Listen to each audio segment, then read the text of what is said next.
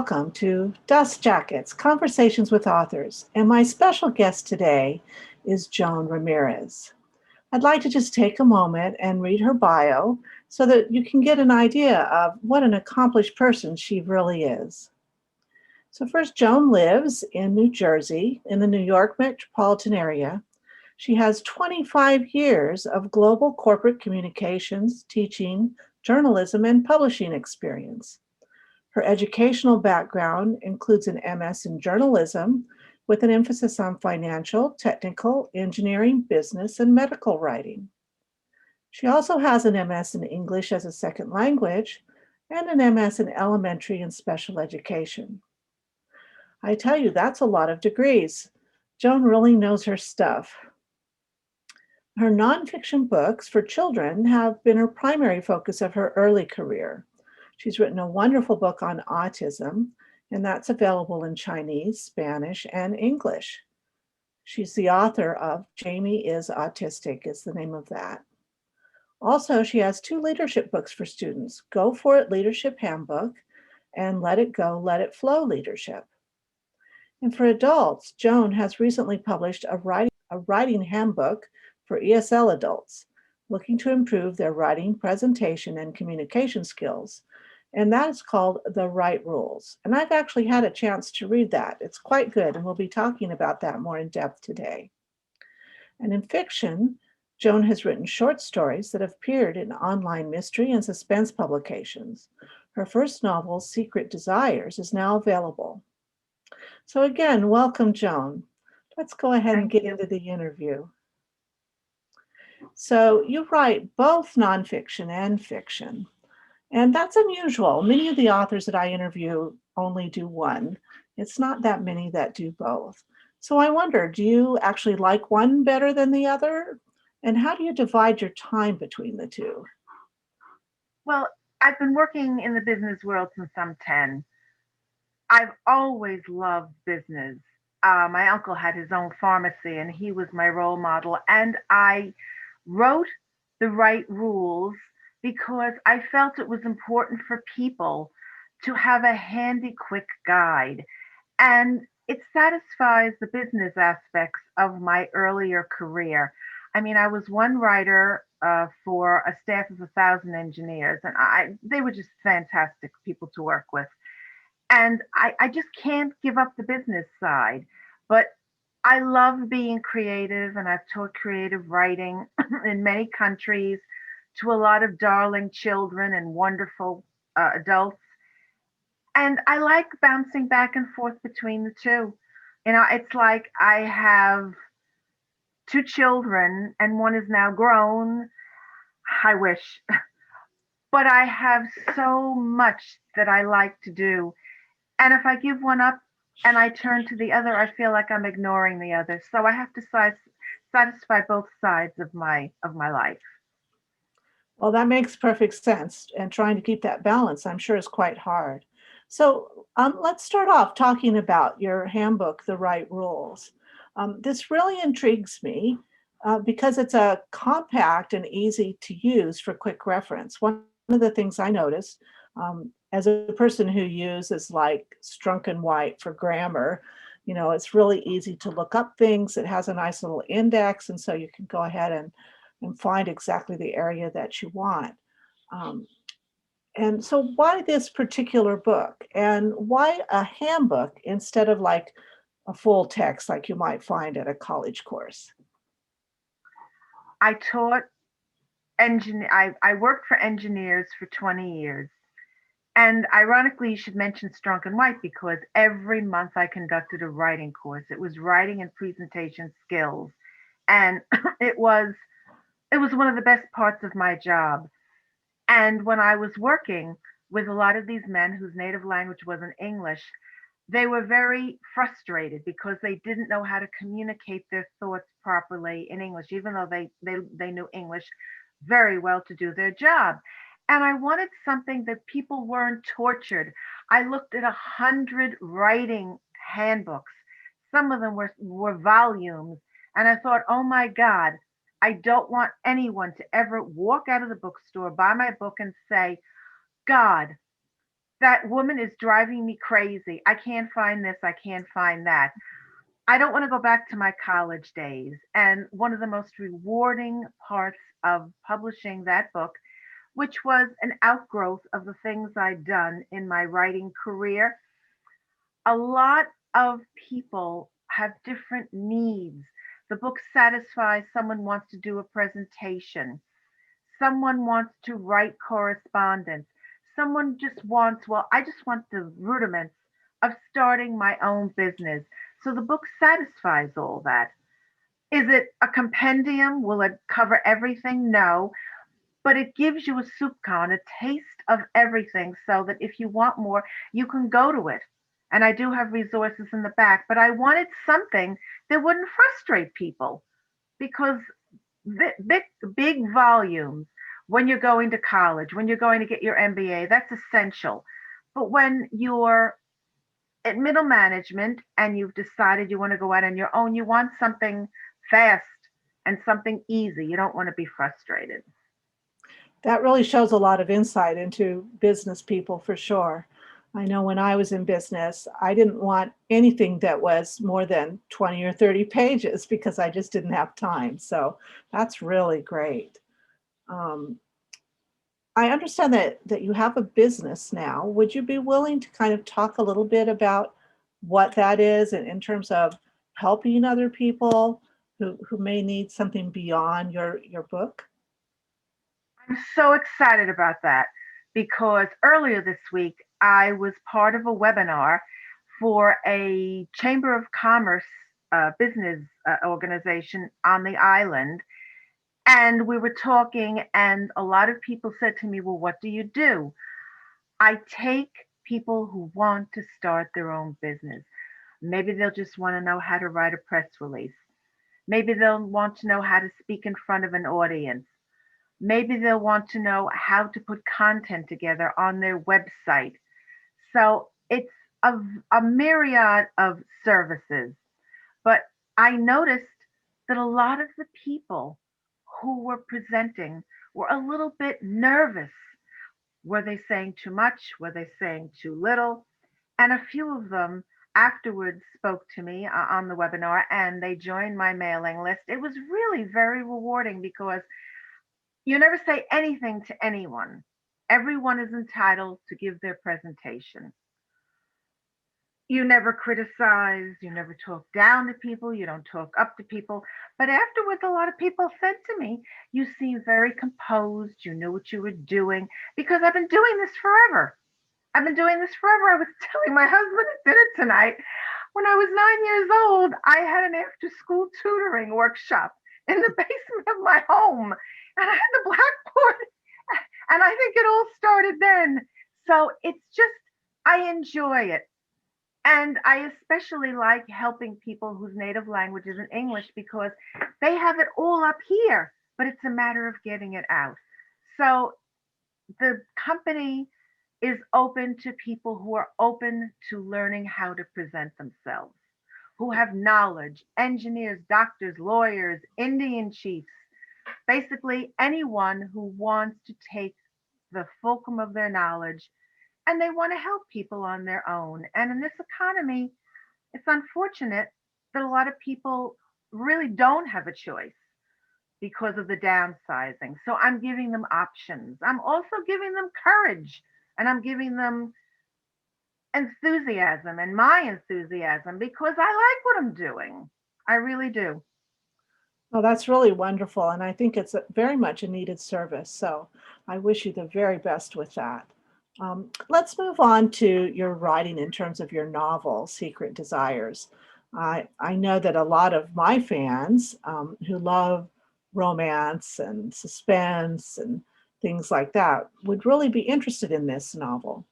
And this, of course, is very different from your nonfiction work. So can you tell us a little about the premise and what inspired you to write that particular story?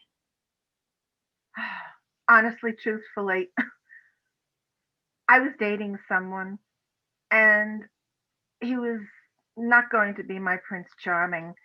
And when I started to do my romance novel, I thought of him. I wish him well. We just weren't meant to be together forever. And then I met my husband, and I thought of the person I had dated before I met my husband and my husband. And when I started writing the novel, I thought, gee, what about writing a novel about someone who is a widower?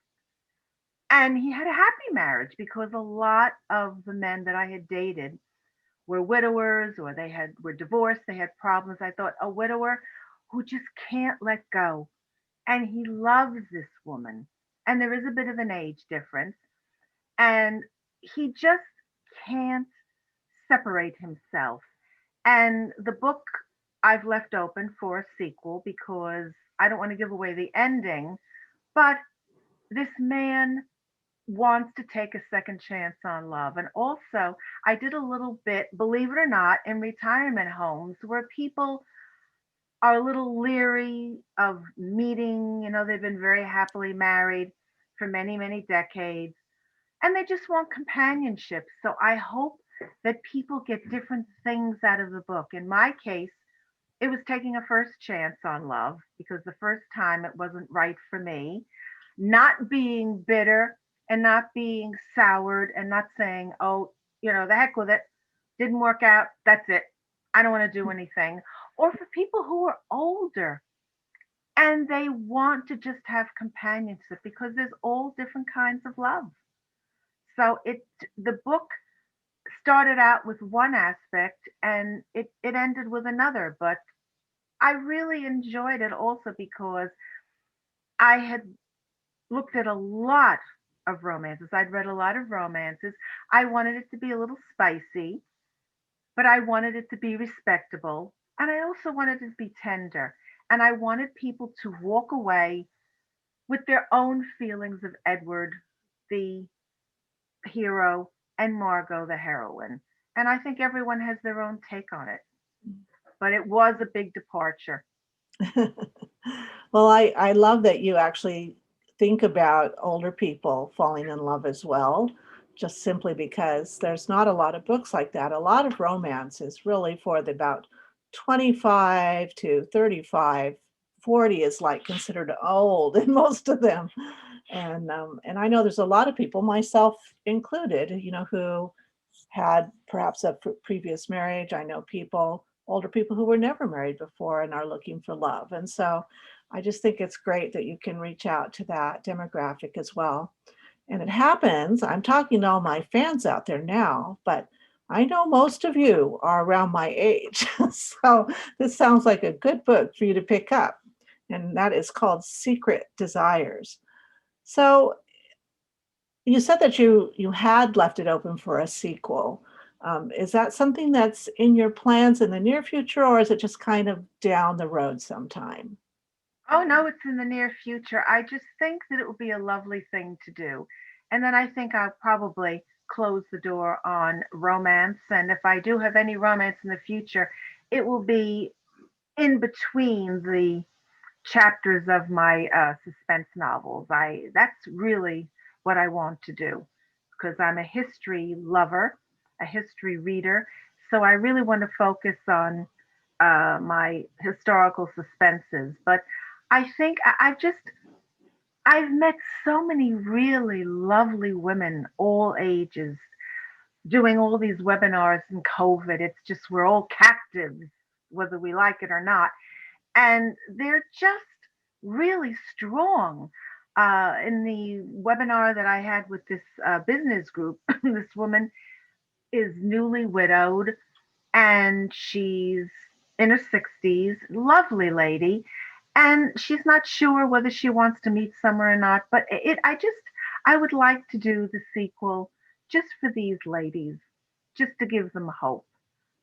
That sounds wonderful. So you mentioned that your love right now has to do with more suspense novels.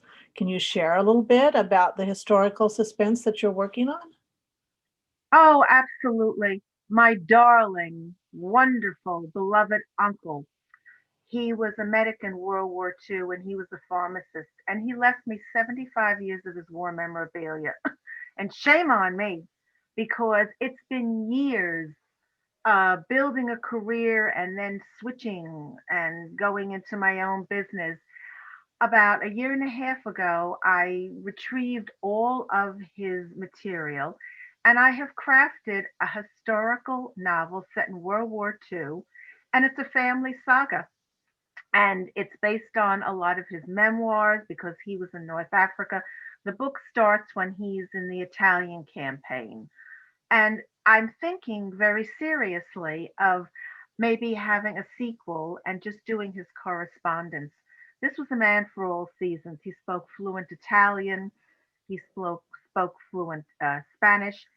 He was a semi pro tennis player, but his memoir and his notes and all the things that he jotted down, it's just been so helpful. It's my tribute to him, it's my love note to him. So it's very important. I finished it, I'm editing it, and then I'm also going to be doing a few more historical suspenses. And that's really where my interest lies. And is your interest in history simply because you love that, or is it because of how much happens? Like World War II obviously was a huge change for our country, a time that we haven't seen in 60 years, I guess it's been now, 70 years. So is it that particular era that you're interested in, or is it just history in general with? Being Jewish and reading a lot of books on the Holocaust. I mean, I'm reading a lot of books on the Holocaust, and my book that I'm going to be writing will deal the historical suspense novel with the Holocaust, but it's going to be a totally different take. It will be a series. It will be a tribute to many wonderful, talented Jewish people who, through no fault of their own, were victims of torture and murder by a very evil demon.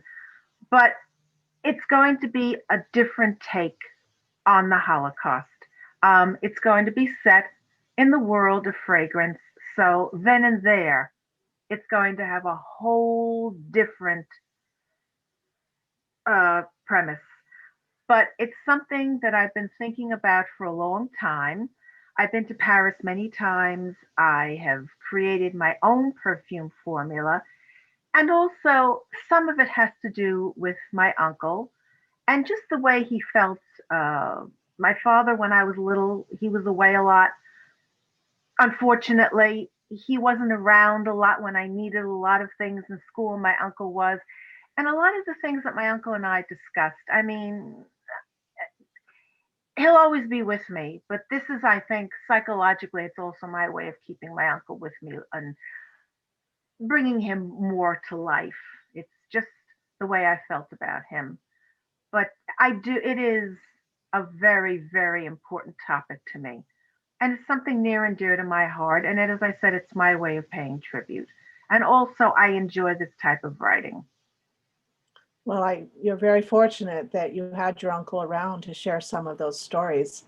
That's really wonderful. And then to have all his writings as well.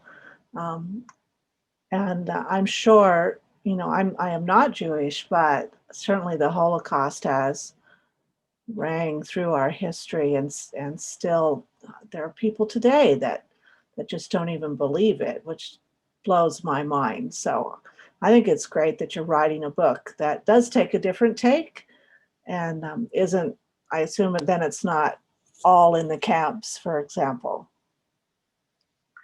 Well, I tell you honestly and truly, I belong to a lot of Jewish organizations. And a couple of years ago, I was at a synagogue sponsored event, and there were some Holocaust survivors. And I've been to Yad Vashem and I visited Dachau. But these women were so strong and so loving and so giving.